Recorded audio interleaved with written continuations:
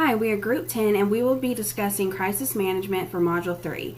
Zakia will focus on the failures and Yiwen will discuss how companies handle disasters in social media. Taylor will present 7 steps on how to manage and prevent crisis, and Ernest will discuss crisis management plans. I will provide specific examples of how well management and PR handled a major crisis. Hi, I'm Zheng Yue and I'm a Group 10 member. Crisis management is a process by which an organization deals with a major event that threatens to harm the organization. But not every crisis management is successful. I want to give a typical example of the failure in crisis management, which I read from the article Why the MH370 Public Response Failed. On March 8, 2014, Malaysia Airlines Flight 370 disappeared on its journey from Kuala Lumpur to Beijing. The airline delivered official to relatives of the 239 people who had been on board. When the case being exposed to the public, Malaysia Airlines proclaimed that they have no idea about the location of the airline. In the afternoon, they even delayed the press conference for 2 hours and which only just lasted 5 minutes. They didn't give any further information about the airline, but repeated the old answer. Also, they didn't give the question time to reporters. There are 2 points that Malaysia Airlines did really wrong related to the crisis management. Firstly, official mouthpieces for both the Malaysia government and the airline laid out often incomplete and internally inconsistent accounts, enraging relatives of passengers and undermining confidence in their further pronouncements. They stumbled in their dealing with a demanding international media, appearing awkward, confused, and less than forward. Secondly, without any physical evidence to work with, no debris, no black box, no bodies, those tasked with interacting with the public essentially had nothing to offer. All that was known was precisely what was unknown. 239 people were missing without any explanation. Overall, this case can be named the worst crisis management issue. Not only the missing people's relatives are strongly dissatisfied, but also resulted in a negative international image of Malaysia Airlines. Hi, this is Yiwen from Group 10. It is common for a large company to have to deal with a social media crisis, and some handle them better than others. In a crisis, there are 5 steps: awareness, listening, transparency, feedback, and resolution. Can make things smoother and easier for customer and company alike. We hear so often about the disaster of social media crisis management by brand. I want to take a few minutes and look how the company deal with the crisis and do it in a right way. Here's an example of Burger King, which I found in shining example of excellent social media crisis management. Burger King had a potential crisis on their hands. An employee of Burger King located in Ohio posted a not-seating image of someone standing at 2 lettuce bins with the caption, "This is the lettuce you eat at Burger King." People who enjoy eating at Burger King were understandably disgusted by the image. However, Burger King took swift action, using internet tool to find the store in the question, then locating the employee by the shoe shown in the photo, then fired the employee, and sharing that crisis resolution on social media. Time from crisis eruption to resolution just over 24 hours. Burger King did several things right here. First, they had a crisis response plan that allowed them to not only act quickly but also get help from the internet in solving the issue. Second, they took swift, unequivocal action to remove the problem and ensure it didn't happen again. Third, they responded to their customer online quickly, saying food safety is the top priority at all Burger King restaurants. The expectation of a good company is not perfection, but real, honest, understanding, helpful behavior during and after a crisis, with a goal to make things right during and after an issue. Social media is an ideal tool to make that process as smooth, easy, and fast as possible for both sides. Hi, my name is Taylor Shriver. I am in Group 10 in the class of Principles and Management. My group has chosen to do our presentation on crisis management. I am going to discuss 7 steps for crisis management and some real-world examples of crisis management in social media. Some sort of crisis will eventually fall upon each and every business or company at some point in time.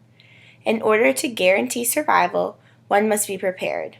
The first step of crisis management is to have a plan with clear objectives and actions that should be taken if a crisis should occur. The second step is to choose a spokesperson that is going to speak to the public on behalf of the company. The spokesperson must be prepared to address the public and answer questions regarding the crisis. The third step is to be completely honest. Openness and transparency will help stop rumors and earn the trust of the public. The fourth step is to keep those working for the business informed and alert. This prevents internal rumors from circulating and ensures continued flow within the business. The fifth step is to keep open communication with your suppliers and also your customers. In the event of a crisis, they should find out about it first from you, not social media or the news. The sixth step is to update. Update the public as often as possible in order to prevent rumors from starting to circulate. Finally, the seventh step is to remember social media. It is one of the most used channels of communication. Establish a social media presence in order to both prevent and fight off crisis. Social media can be a dangerous thing in today's society. It is a means of 24/7 communication and news. In 2011, a Red Cross employee accidentally sent a personal tweet onto the company's Twitter account. The tweet read that the employee accidentally wrote onto the Red Cross account read, "Ryan found 2 more 4-bottle packs of Dogfish Head's Meet Us Touch beer. When we drink, we do it right. #GettingSlizzard." Red Cross immediately addressed the issue on their public corporate blog and on Twitter by saying, "We've deleted the rogue tweet, but rest assured, Red Cross is sober and we've confiscated the keys." Not only did Red Cross address the mistake with honesty, so did the employee on her personal Twitter as she made a public apology. This example shows how crisis management works when implemented correctly. Good morning, my name is Ernie Doss. I'm with Group 10 and Management 3000. And our group has selected the word crisis management to study this week. My video is going to be specifically about crisis management planning. I've got almost 30 years in emergency management, and so crisis planning is actually something, or crisis management planning is actually something that I've been doing for most of my professional career. First thing that you really have to do to start your planning process is to put together a planning team, and really the planning team is going to be dictated by the type of organization, how large the organization is, or what the complexities are, whether it's a service organization or manufacturing or whatever it does. Whatever you do, you need to develop your own team, and you need to have team members who can represent all aspects of your business. So you need to have management, administration, legal, production, or service. Whatever it is you do, you need to have those team members in your team. And the next thing in the planning process that the team needs to sit down to do is they actually need to take a look at some plausible scenarios, some things that might happen in your organization, and then they need to plan around those scenarios. They need to let those scenarios drive how they would do things. One of the things that we do in emergency management is we do tabletop exercises. And the purpose of doing tabletop exercises is so you can talk through events. Somebody develops a scenario and you say, okay, this thing happened, and what would we do in marketing, or what would we do in what would legal do to help this event? And so it lets people start thinking about what should be done. And then from those tabletop exercises, it's almost like a SWOT analysis. You look at your strengths, your weaknesses, your opportunities, and your threats, and then you develop the framework of your plan. Plans aren't really specific that go down and says XYZ will do this, but they are general enough so that somebody can take a look at the plan and have some idea of what to do. Probably the second most important thing in the planning process, besides doing the scenario testing and making sure everybody knows what they're doing, is develop a very good communication chain. You absolutely need to have all of your contact information, how to contact all of the people who need to be contacted in the plan. You need email addresses, cell phone information. Whatever it is, however you communicate, you need that particular communication in place. And then finally, somebody has to recognize that there is an emergency and get that started. And you need to make sure that employees, even line level employees, are comfortable. They understand their responsibility. At some point, you'll even need to do those tabletops with line folks so they can understand that when they recognize there's an issue, how they go about activating that emergency plan.